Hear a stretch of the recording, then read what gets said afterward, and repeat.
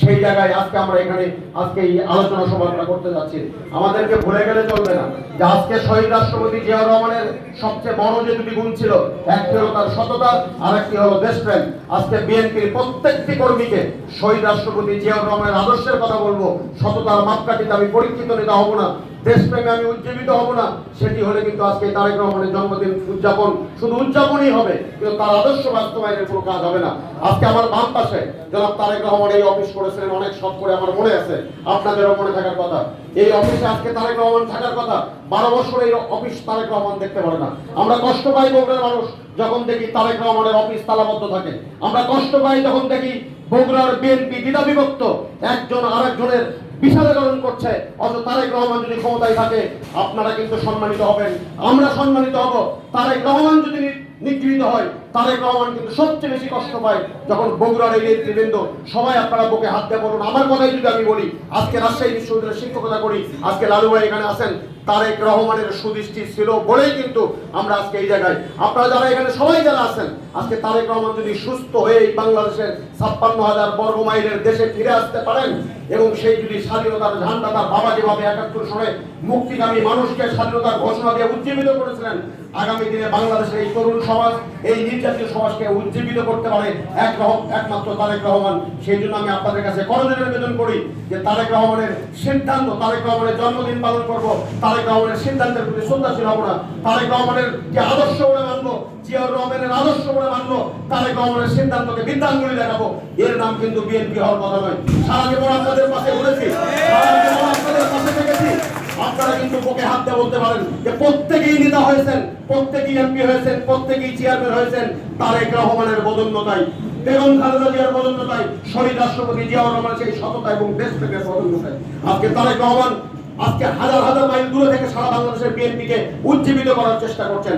100টা সিদ্ধান্ত সঠিক হতে পারে, একটা সিদ্ধান্ত ভুল হতে পারে। সেই ভুল সিদ্ধান্ত হয় কিনা আমি জানি না, কিন্তু আমার কষ্ট লাগে যখন দেখি যে বগুড়া বিএনপি দ্বিধান্বিত, বগুড়া বিএনপি তারেক রহমানের শখের অফিস তালাবদ্ধ।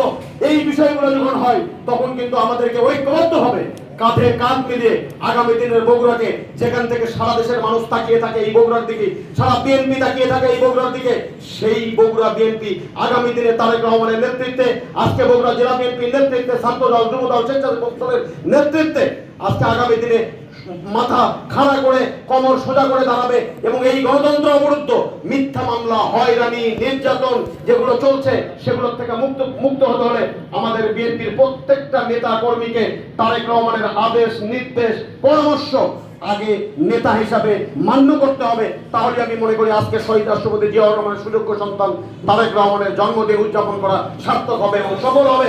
এবং হাজার মাইল দূরে থেকে যে যুবদল, যে ছাত্রদলকে সংগঠিত করার জন্য দিনের পর দিন, রাতের পর রাত শ্রম দিচ্ছেন, কেউ দলের পতাকা তলের বাইরে যে জীবনে কোনোদিন কেউ কিছু করতে পারেনি, আগামী দিনও করার কোনো সুযোগ নাই। তাই আমি অনুরোধ করবো, আসুন জাতির এই দুর্দিনে বেগম খালেদা জিয়া এই 77 বছর বয়সে বড় কষ্টে আছেন, তারেক রহমান আপনাদেরকে আমাদেরকে রেখে আজকে এই জন্মদিনের উৎসবগুলো সেই লন্ডনে বসে উদযাপন করছেন। এটি তার চেয়ে বড় কষ্টের কারণ আর কিছু হতে পারে না। তার বাবার স্বাধীন করা বাংলাদেশে আজকে গণতন্ত্র অবরুদ্ধ, বিএনপি অবরুদ্ধ, হাজার হাজার লক্ষ লক্ষ নেতৃবৃন্দ আজকে জেল জুলুম। কয়েকদিন আগে হাসপাতালে নেতৃবৃন্দ মামলার বাদী জানে না আসামিকে, আসামি জানে না বাদীকে। একজন মানুষ চিটাগাঙ্গে করোনায় আক্রান্ত, ঢাকায় করোনা আক্রান্ত, তার মামলার আসামি। বগুড়ার নেতৃবৃন্দ কিন্তু তার থেকে মুক্ত নয়। আজকে আমি মনে করি যে তারেক রহমানের এই জন্মদিনের উৎসব সার্থক হবে, সফল হবে তখনই যখন আমরা ঐক্যবদ্ধ বিএনপি, সুসংগঠিত বিএনপি কাঁধে কাঁধ মিলিয়ে সমস্ত পাওয়া না পাওয়ার হিসাবকে পিছনে ফেলে দিয়ে বর্তমান নেতৃত্বের প্রতি আস্থাশীল রেখে, শ্রদ্ধাশীল রেখে, যাদেরকে তারেক রহমান বগুড়ার বিএনপিকে সুসংগঠিত করার দায়িত্ব দিয়েছেন, তাদেরকে নেতা হিসাবে মেনে, নেতা হিসাবে গ্রহণ করে আগামী দিনে বগুড়া বিএনপি সুসংগঠিত হবে। তারেক রহমানের প্রত্যাশা পূরণ হবে, সোনার বাংলাদেশ গড়ে উঠবে এবং শহীদ রাষ্ট্রপতি জিয়াউর রহমানের শোষণ মুক্ত, দুর্নীতি মুক্ত এবং স্বাধীন বাংলাদেশ আবারও ঘুরে দাঁড়াবে তারেক রহমানের নেতৃত্বে, বেগম খালেদা জিয়ার নেতৃত্বে। সেই দিন আর বেশি দূরে নয়। আজকে সরকার ভীত সন্ত্রস্ত হয়ে গেছে, আজকে সরকার ভীত সন্ত্রস্ত হয়ে গিয়ে আজকে বিএনপি নেতৃবৃন্দকে নতুন করে তাদের বিরুদ্ধে ষড়যন্ত্র করছে। এই ষড়যন্ত্রকে রক্ষা করতে হলে আমি শুধু দুটি কথা বলতে চাই। তারেক রহমানকে রাজনীতির একটি অন্যতম খারাপ চরিত্র হিসেবে চিত্রিত করার চেষ্টা করা হয়েছে দেশীয় বিদেশি ষড়যন্ত্রে। আপনাদেরকে বলি যে বিদ্যুতের খাম্বা নিয়ে সমালোচনা করা হয়, কিন্তু আমাদেরকে একটা জিনিস জানতে হবে, গত 11 বছর 12 বছরে কুইক রেন্টালের নামে কুইক লুটপাট, কুইক অর্থ তছরূপ করে সারা দেশের বিদ্যুৎ খাতকে পঙ্গু করা হয়েছে। এই সরকার কিন্তু করেছে। আজকে প্রত্যেকটি সন্তান যে জন্মগ্রহণ করছে সে কিন্তু 1 টাকাও সরকারের কাছ থেকে লোন নেওয়ার পরেও তার মাথায় প্রত্যেকটি নাগরিকের যে কালকে জন্মগ্রহণ করছে, আজকে জন্মগ্রহণ করছে, তার ৭৯,০০০ টাকা করে তার লোন, তার ঘরে এই লোন হয়ে গেছে। এই গত 12 বছরে দেশের অর্থনৈতিক সেক্টরগুলোকে পঙ্গু হয়ে গেছে। 1 লক্ষ কোটি টাকা খেলাপি ঋণ হয়েছে, হাজার হাজার কোটি টাকা বিদেশে পাচার হয়েছে। কারা বলছে? বিএনপির নেতৃবৃন্দ বলছে না, বলছে দুর্নীতি দমন কমিশনের চেয়ারম্যান। কারা বলছে? বলছে পররাষ্ট্রমন্ত্রী গত পরশুদিন বলেছেন যে সরকারি আমলারা হাজার হাজার কোটি টাকা লোপাট করে, পাচার করে বিদেশে তারা ঘর বাড়ি, সেকেন্ড হোম এবং তারা বেগম পাড়াতে বাড়ি নির্মাণ করেছে। বিএনপির নেতৃবৃন্দের কথা কিন্তু বলছে না। আজকে এই কথাগুলো মনে রাখতে হবে যে সরকার, আজকে এই সরকার দুর্নীতির উপরে টিকে আছে, এই সরকার সন্ত্রাসের উপর টিকে আছে, এই সরকার গণতন্ত্রকে ভয় পায়, এই সরকার মানুষের বাক স্বাধীনতাকে ভয় পায়। এই কারণে তারা ৭৪ সালে বাকশাল কায়েম করেছিল। আজকে গণতন্ত্রের লেবাস পরে তারা আজকে একদলীয় স্বৈরাচারী বাকশাল তারা কায়েম করছে।